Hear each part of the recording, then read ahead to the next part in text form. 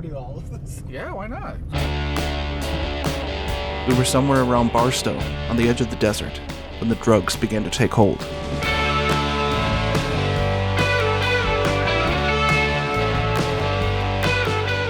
The drugs in question were copious rolls of 35mm film, a reignited hobby that tapped the draining river of what once was our respectable life savings, spools of not yet exposed polyester and celluloid that rattled around in the trunk of our car.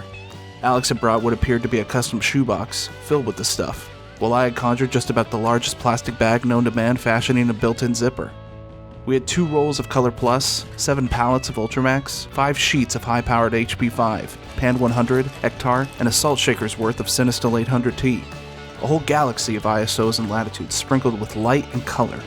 Not that we needed all of that for the trip, but once you get locked into a serious film collection, the tendency is to push it as far as you can.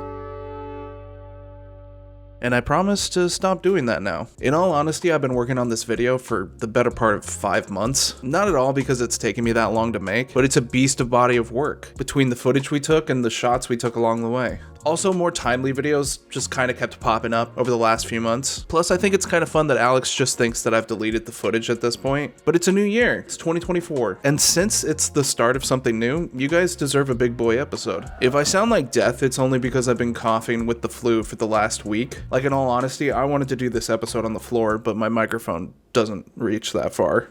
So Mary. Back in May, we had really grown eager to shoot something out in the barren desert, and as you look back on a few of our last summer's videos, you can see that this actually became kind of a trend for us subject-wise. Originally, our plan was to head out early towards the old ghost town of Calico in the California desert. I swear that was it. Sure, we always have a list of hopeful locations that might be fun to check out and shoot depending on where we are, but there was no real plan other than where the road takes us. And in the end, we may have taken that a little bit too literally. The desert area of California is packed with so many hidden gems and random spots of inspiration that even for as long as a trip that this was, we didn't scratch the surface of it. Calico is part historical landmark, part almost amusement park. That's gonna... Cemetery? Like, for example, I don't think they had ghost tours and served cheap frozen hamburgers down in the old mining days. But it's always been somewhere I've thought about stopping along my many ventures out to Las Vegas in the past and just never have. So why not shoot it on film in 100-degree weather? I loaded the Nikon with some Ilford FP4. Oh, you got it first try. And that's why I have a light leak, usually. Then I ran my Rebel 2000 with some Hectar to bring out those nasty browns of the desert climate. And I'll never get over how fun and easy it is to load this thing. What if I lose you? Huh? Then you lost me.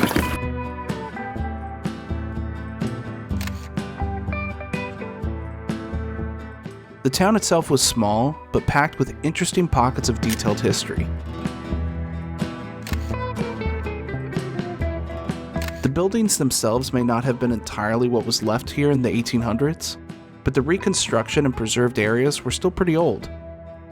I really love this shot of the old wagon wheel, built directly into the fence line. I think I prefer the look of the black and white over the Hectar, but it's nice to have both while I still figure it out.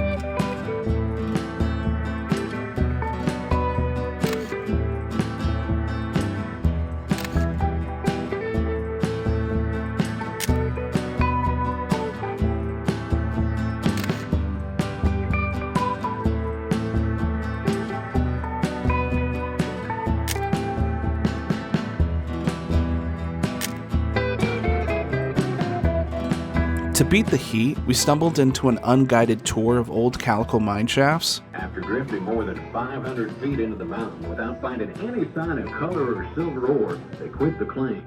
It was a bit too dark here to take any pictures without tripods or arms made of steel, but the escape from the scorching bunghole of the sun was totally worth the $2.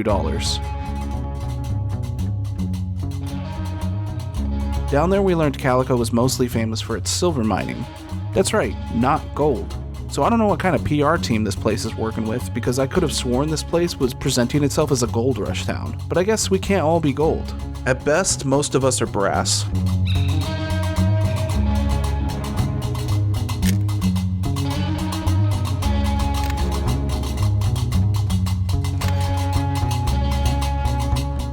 Eventually we found our way into an old-timey camera shop, as the town was starting to shut down. This place does close mostly by 3 p.m., so keep that in mind if you're planning on spending more than an hour there. Originally, we thought the shop would offer tin sheet style photography, but it was in fact a lie. This place was sporting digital. But we did it anyway, because who doesn't want to live out their Red Dead Redemption fantasy?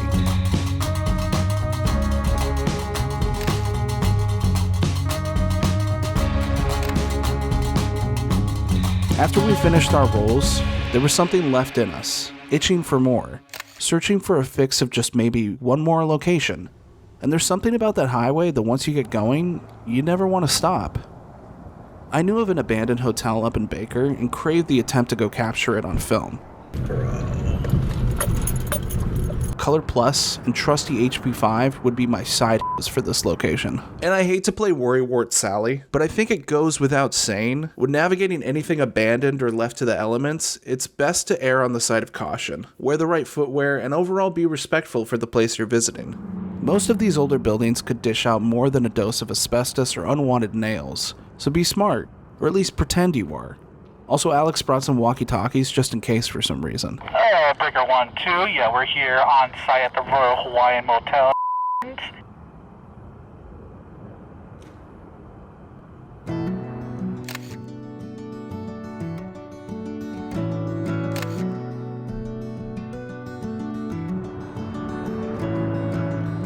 I think the interiors really lent themselves better to the wide-angle lens on my Rebel. As much as I wanted to explore the second floor, there was no way in hell I was trusting those stairs.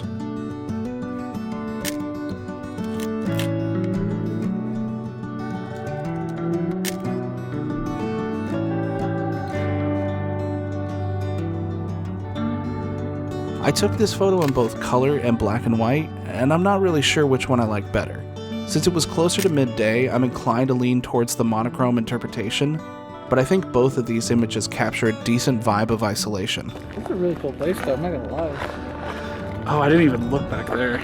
Locations like this are fun, but ultimately can feel uninspired after a few laps. Graffiti can definitely lend itself as a pop for certain subjects, but a vintage old building left to the heat of the desert wasn't the contrast I was looking for that day. So with a few frames still left on our rolls, and the need to switch things up, before you knew it, we were back on the road booking a room at the Las Vegas Stratosphere. I told you, that road just does things to me.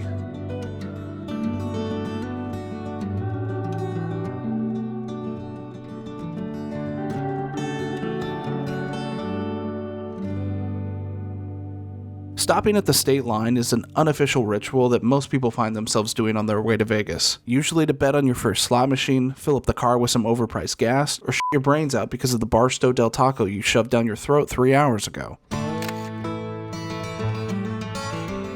We ended up shooting the last slivers of golden hour around Buffalo Bills here and the seemingly abandoned outlet mall.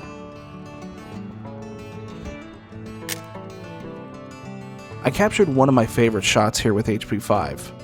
On a normal shopping day, this might have given a very ordinary, modern-day documentary look.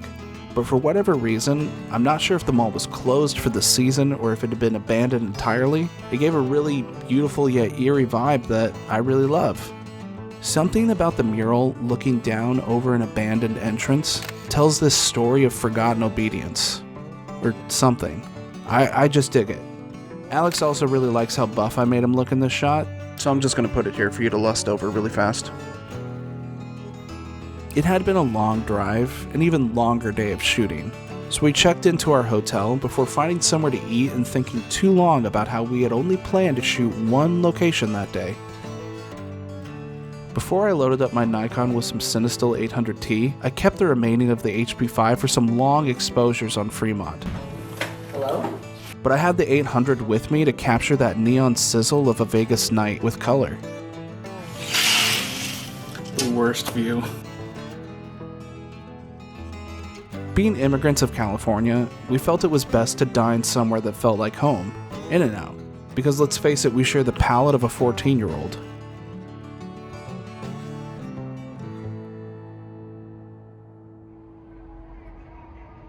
Great, oh my god, look at this.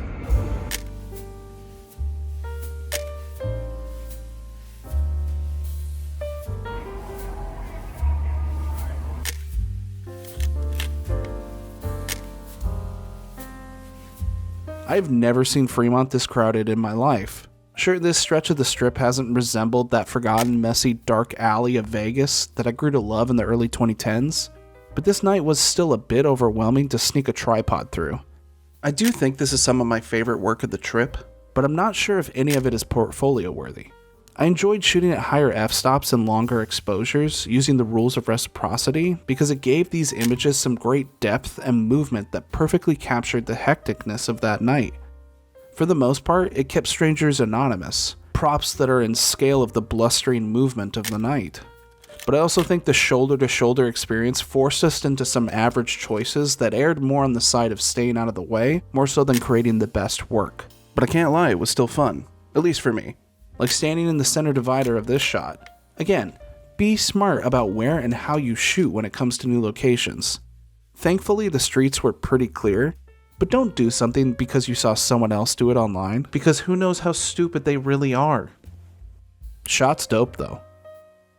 After our night of chasing the sweetest of neon, Alex called it quits around 2 a.m. But me being a full-on delinquent, I was kinda used to the ritual of not sleeping my first night in Vegas. And I'm glad I did, because the gods of no sleep brought me a win that night. I really enjoyed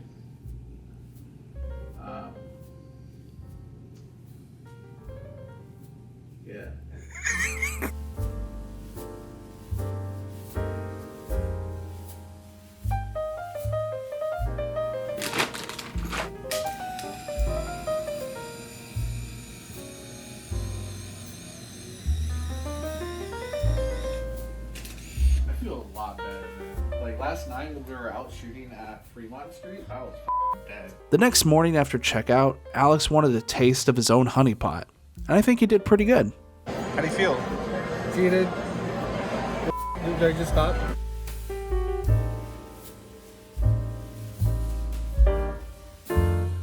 Since this trip had been so spontaneous, we hadn't fully thought about our original plans for the following day, and we actually needed to rush back to California for that night.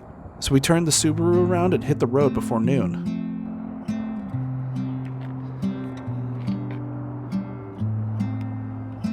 We stopped in Baker one last time to shoot out an abandoned gas station at the opposite end of the main street.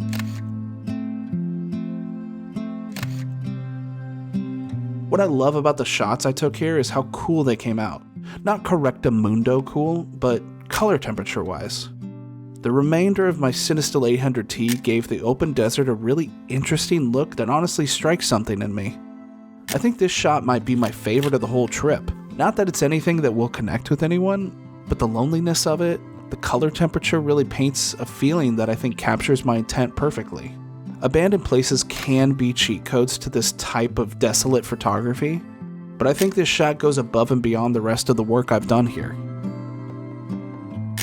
Additionally, yesterday we had kind of toyed with the idea of this abandoned Air Force base on the way back home from Calico.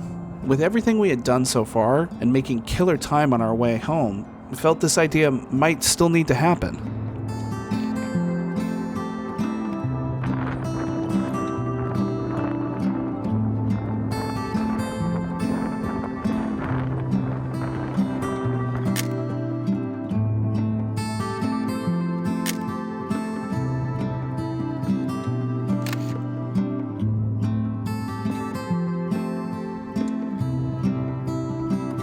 I can't say these images are perfect or even fully capture the absolute wasteland that this Fallout city displayed, but it was more about finishing off the few shots we had left and leaving much to be desired for the next time we accidentally decided to pass through. I couldn't decide which was more of a toxic wasteland, this abandoned compound that was closed due to jet fuel leaking into the water supply, or the streets of Fremont the night before.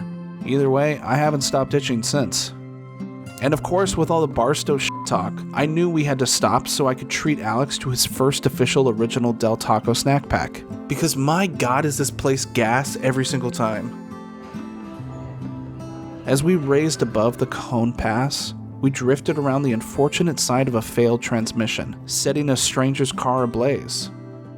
Luckily, everyone seemed to have reached safety. I'm definitely not trying to make light of a terrible situation, I'm just telling you what we saw. There's no way of knowing what you'll see on that long, narrow highway, how many water bottles of EDCP you'll see thrown out the window side. The opportunities, hardship, and excitement of every trip are different. How many different rolls we shot in a 24-hour period? That's really more for our wallets to judge. There will always be something in our work that we'll find and wish we could have done differently. Some new stretch of road that begs to be shot.